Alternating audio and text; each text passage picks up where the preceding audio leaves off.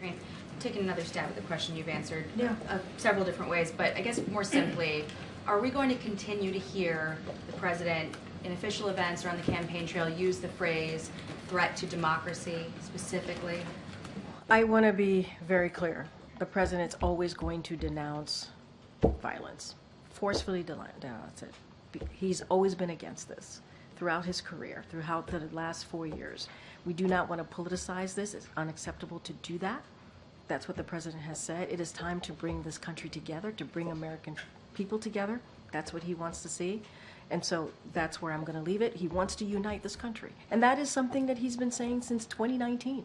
That would be really hard to do, though, if you're trying to make a shift away from what has been the platform of this administration, of his campaign, in that the view is that Trump and the MAGA Republican agenda is a threat to democracy. So how do you get that message across while bringing the temperature down? How is that phrasing going to be replaced? Is it going to be replaced? Well, look, what I can say is this. We have our differences, and it's okay to have our differences. And it is okay to speak to someone's record, to speak to someone's character. That is the difference of, that is important to be able to do, to show, right, what the American people, what you're all about.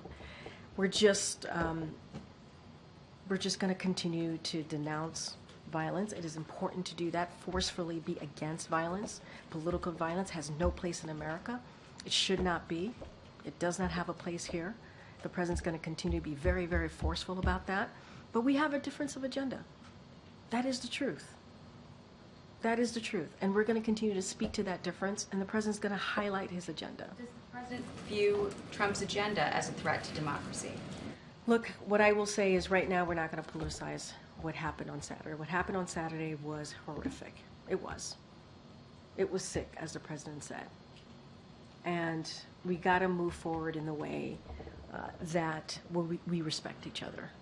That we don't have this type of discourse. Can you bring us inside the room, though, in a way that you're asking to bring down the temperature and have people consider the language that they use in order to dial back where we're at? So how are those discussions going on inside? Is there reflecting on language that's been used? What example is the president setting for others?